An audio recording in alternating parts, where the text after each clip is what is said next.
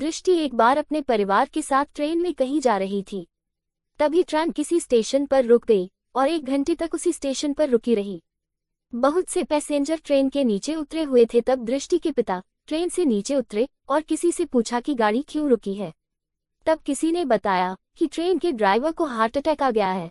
वो तो दूसरे ड्राइवर ने गाड़ी को इस स्टेशन पर रोक दिया और हम सबको बचाया। उसको अस्पताल ले जाया गया है, शायद ही उसकी जान बचे। भगवान उनकी रक्षा करे, दृष्टि के पिता ने कहा। अब पता नहीं कब तक ये ट्रेन चलेगी, एक यात्री ने कहा। फिर दृष्टि के पिता वापस ट्रेन के अंदर आ गए। दृष्टि के पूछने पर उसके पिता ने उसको बताया कि ड्राइवर को हार्ट अटैक आ गया है। दृष्टि के पिता ने अपनी बेटी को पूरी आज़ादी दे रखी थी। वो किसी भी बात के लिए उसको रोकते या टोकते नहीं थे।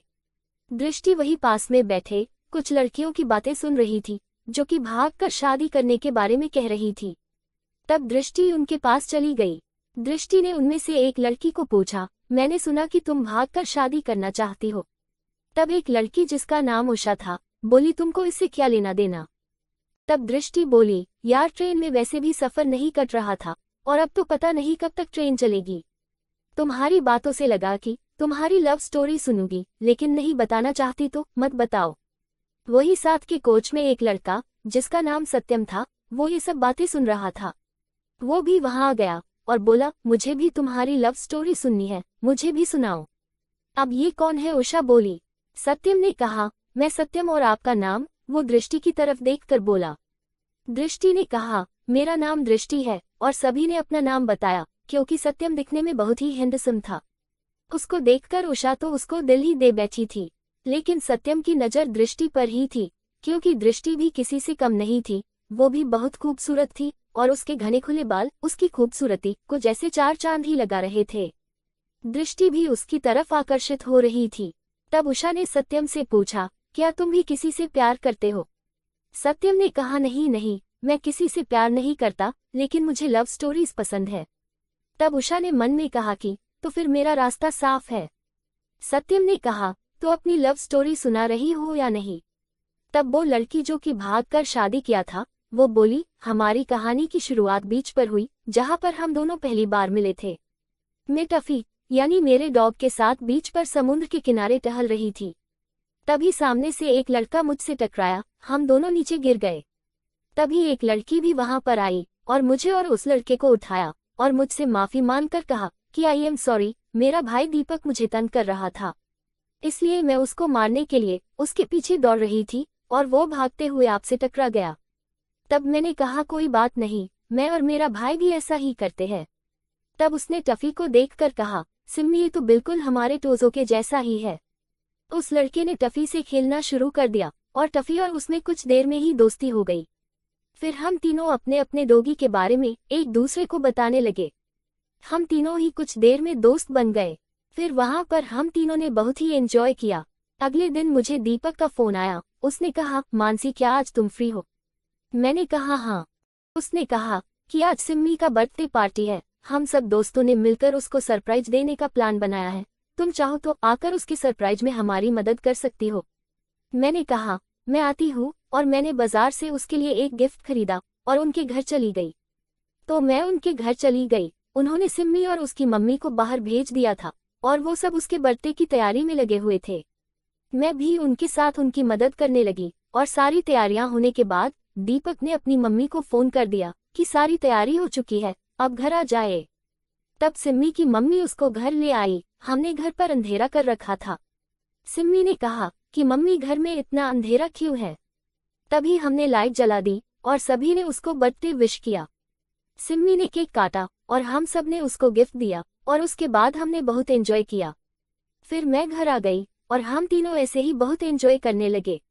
दीपक और मैं बहुत क्लोज आने लगे। फिर वैलेंटाइन डे पर उसने मुझे प्रपोज कर ही दिया। मैं भी उसको पसंद करती थी, इसलिए मैंने उसे हाँ कर दिया। लेकिन मैंने उसको कहा, मेरी एक इच्छा है। दीपक ने कहा, क्या? मैंने कहा, मेरी ये इच्छा बहुत ही अजीब है, ये मेरा सपना भी है। तब दीपक ने कहा कि बोलो तो सही। तब मैंने कहा कि तुम हंसना मत, मैंने तुमको बताया मेरा ये सपना बहुत अजीब है, लेकिन मैंने ये कसम भी खाई है, जब तक मेरा ये सपना पूरा नहीं होगा तब तक मैं शादी नहीं करूंगी। दीपक ने कहा, अरे बोल तो सही, क्या सपना है तेरा? मैंने कहा, मेरा ये सपना है कि मैं भागकर शादी करूं, लेकिन मैं मेरे पापा को भी परेशान नहीं करना चाहती। अब तुम बताओ कि तुम मेरा ये सपना पूरा कर सकते हो, क्योंकि जब तक ये नहीं होगा मैं शादी नहीं करूंगी। दीपक पहले तो हंसने लगा, अरे ये भी कोई सपना है। मैंने कहा, मेरा तो यही सपना है, पूरा करना है तो बोलो। तब दीपक बोला कि मैं मेरे मम्मी पापा को तकलीफ देकर कोई काम नहीं करूंगा, लेकिन सोचता हूँ इसके बारे में। तब दीपक वहां से घर वापस आ गया और अपने माता पिता को इस बारे में बताया। तब उसके पिता ने दीपक को बताया कि इस बारे में तुम उसके पिता से बात करो। उसके बाद 2 दिन बाद दीपक ने मुझे बुलाया और मुझे बताया कि वो मेरे साथ भागकर शादी करने को तैयार है। तब मैं बहुत ही एक्साइटेड हो गई थी। तब उसने मुझे बताया कि कल हम दोनों भागकर शादी करेंगे। मैं घर पर गई और भागने की तैयारी करने लगी, लेकिन मुझे मेरे पिता की टेंशन हो रही थी। लेकिन उसका भी उपाय दीपक ने मुझे बता दिया था। अगले दिन दीपक बाइक लेकर मेरे घर के सामने आया और 2 बार बाइक का हॉर्न बजाया। मैं घर से बाहर आई और उसके साथ सीधा कोर्ट में गई और हम दोनों ने कोर्ट मैरिज कर ली। कोर्ट से बाहर आते ही मैं बहुत खुश हुई, फाइनली मैंने घर से भागकर शादी कर ली थी। अब इसके बाद मुझे आगे का प्लान फॉलो करना था, जो कि मुझे दीपक ने बताया था। लेकिन उससे पहले वो मुझे अपने घर ले गया और सबको हमारी शादी के बारे में बता दिया। वो सब ये सुनकर हक्के बक्के रह गए, लेकिन दीपक ने उनको समझा दिया। उन लोगों ने मेरा स्वागत किया और आशीर्वाद दिया। फिर दीपक ने कहा, अब तुम घर जाओ। मैं अपने घर चली गई, लेकिन शादी के बारे में पिताजी को नहीं बताया। दीपक ने कहा था कि अभी मुझे अपने पिता के साथ ही रहना है। फिर अगले दिन दीपक ने अपना प्लान शुरू कर दिया। उसने हमारा रिश्ता लेकर अपने पिता को हमारे घर भेजा। कुछ दिनों से उन दोनों की भी दोस्ती हो गई थी। उन्होंने मेरे और दीपक के रिश्ते की बात कही तो मेरे पिताजी ने कहा कि आपने तो मेरे दिल की बात छीन ली, मैं भी ये चाहता हूँ। तब उन्होंने हमारी शादी पक्की कर दी और कुछ दिनों बाद हमारी शादी पूरे रीति रिवाज के साथ हुई।